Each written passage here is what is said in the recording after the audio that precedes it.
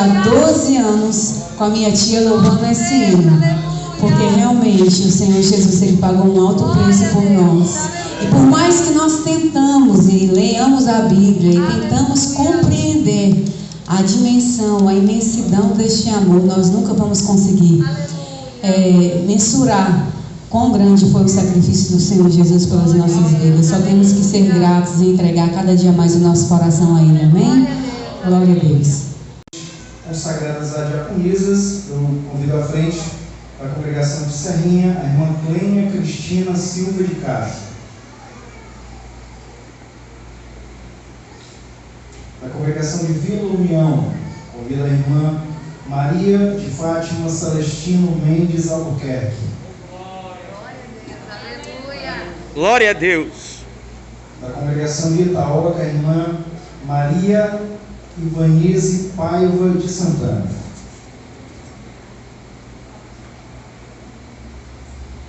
Para diáconos, para serem consagrados à função de diáconos hoje à noite, da congregação de Serrinha, irmão Francisco das Chagas da Costa Filho.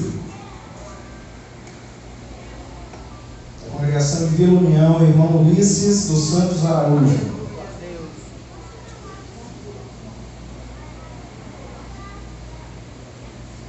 Também da congregação de Vila União, irmão Willane Moreira Coelho. Glória a Deus. Da congregação do Novo Montese, irmão José Carlos dos Santos.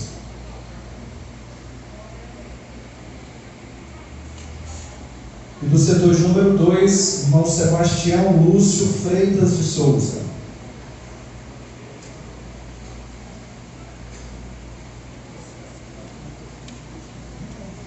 Para serem consagrados à função de presbíteros, hoje à noite convido à frente da congregação de Serrinha, o irmão Ricardo Rodrigues de Oliveira.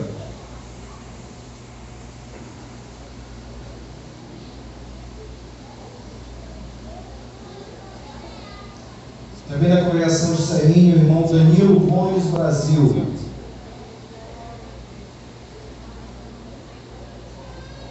Do setor de número 2, convido à frente o irmão José Iraildo de Souza.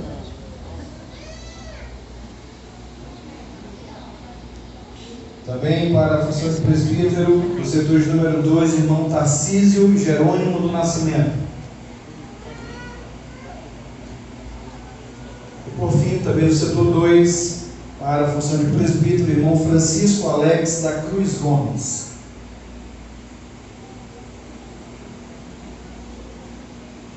Amém? Esses foram os nomes, eu creio que todos foram chamados. Amém?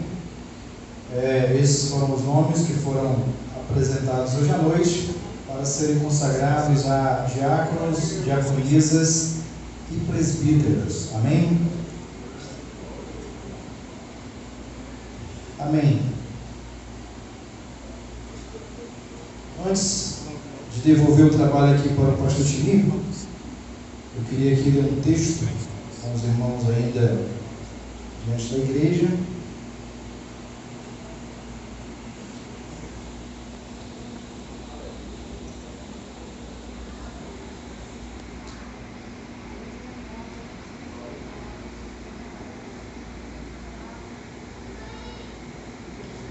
Texto bem conhecido, segunda carta de Paulo a Timóteo, capítulo 2, versículo 15, e diz assim: procura apresentar-te a Deus aprovado, como obreiro que não tem de que se envergonhar e que maneja bem a palavra da verdade. Amém? Pode se virar para cá. Hoje à noite, amados irmãos, nós queremos aqui, nesse momento de consagração, fazer uma rápida palavra e falar um pouco a respeito dos tipos ou das dimensões de relacionamento que um obreiro ou uma obreira deve zelar e preservar na sua vida e desenvolver cada dia mais.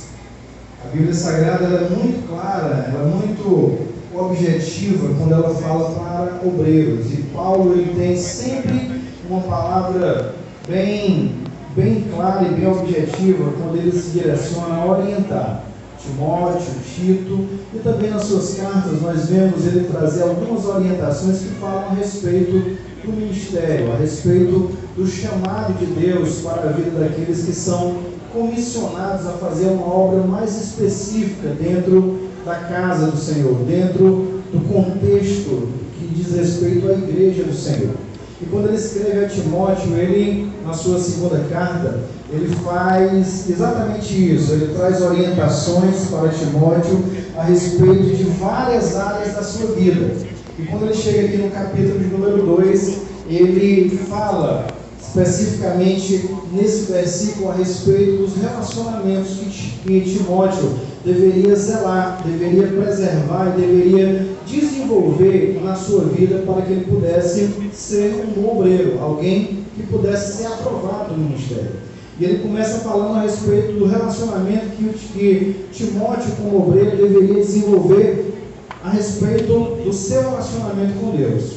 Quando Paulo ele fala aqui, ele diz que Timóteo deveria se apresentar a Deus, diante de Deus, aprovado. Então, nós como obreiros do Senhor, como pessoas que são chamadas a fazer algo específico dentro da casa de Deus, em primeiro lugar devemos nos preocupar com o nosso relacionamento com Deus. Como é que está a nossa vida de comunhão e de devoção diante do Deus que nós servimos. Não adianta de nada ter uma função no ministério, ter uma carteirinha no ministério, ser chamado à frente por homens ou reconhecido pelo ministério se nós não temos um relacionamento com o nosso Deus, uma vida devocional com o nosso Deus. O primeiro relacionamento que nós devemos ter a preocupação de não só manter, mas desenvolver dia após dia é o relacionamento com o nosso Deus. E Paulo ele é bem claro quando ele diz que Timóteo deveria se apresentar diante de Deus, se apresentar a Deus aprovado.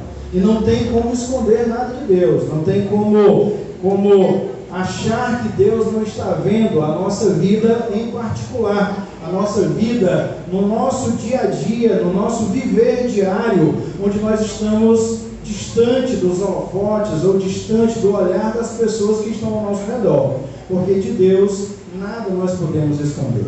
Então, Paulo traz essa orientação exatamente dizendo que Timóteo deveria, em primeiro lugar, se preocupar com o seu relacionamento com Deus. Como estaria o seu relacionamento com Deus?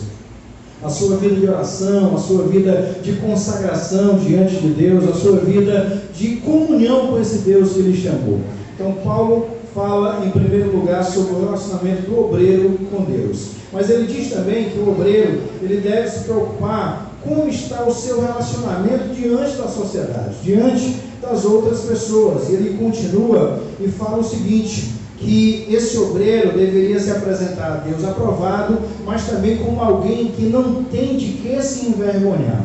Então, Paulo fala do relacionamento do obreiro com as outras pessoas, com as pessoas que estão ao seu redor, não só no contexto da igreja, não só dentro do ministério, digamos assim, mas na nossa vida cotidiana, na nossa vida diária. Tudo aquilo que nós fazemos deve ser algo que deve ser visto e deve ser enxergado como algo que nós não devemos nos envergonhar. Ou seja, o nosso relacionamento com as outras pessoas deve ser um relacionamento onde as pessoas olhem para nós e vejam em nós a própria imagem de Cristo, dia após dia, sendo formada em nossas vidas. Então, isso diz respeito à nossa vida familiar, isso diz respeito à maneira como conduzimos o nosso casamento, como conduzimos os nossos filhos na orientação da palavra de Deus. Isso diz respeito a como nós nos comportamos no nosso ambiente de trabalho, no nosso ambiente de estudo, como nós nos comportamos diante das pessoas que convivem conosco no dia a dia. Porque quando nós chegamos na igreja, nós ficamos 2, 3 horas e geralmente são horas maravilhosas, onde nós somos aqui abraçados, onde nós somos aqui alvos de oração, onde nós glorificamos a Deus. Geralmente são as melhores horas do nosso dia, digamos assim. Mas quando nós vamos para a nossa vida diária, é aí que nós devemos ser olhados, observados pelas pessoas como obreiros que não têm de que se envergonhar. Que tem uma palavra de que se falarmos nós faremos de tudo para cumprir aquela palavra, que o nosso procedimento será uma marca registrada do nosso comportamento cristão aqui nessa terra, que a nossa forma de agir será a forma que nós costumamos falar e pregar a palavra de Deus, e não só dizermos que deve acontecer algo e não cumprimos na nossa própria vida. Então Paulo orienta que o nosso relacionamento com as outras pessoas, com as pessoas que estão ao nosso redor no dia a dia, nós devemos também preservar e desenvolver o máximo no nosso dia a dia, para que as pessoas olhem para nós e que nós não tenhamos do que nos envergonhar quando essas pessoas estiverem observando a nossa vida. Mas Paulo fala também sobre o nosso relacionamento com o ministério que fomos chamados a desenvolver. Ele conclui aqui o versículo dizendo que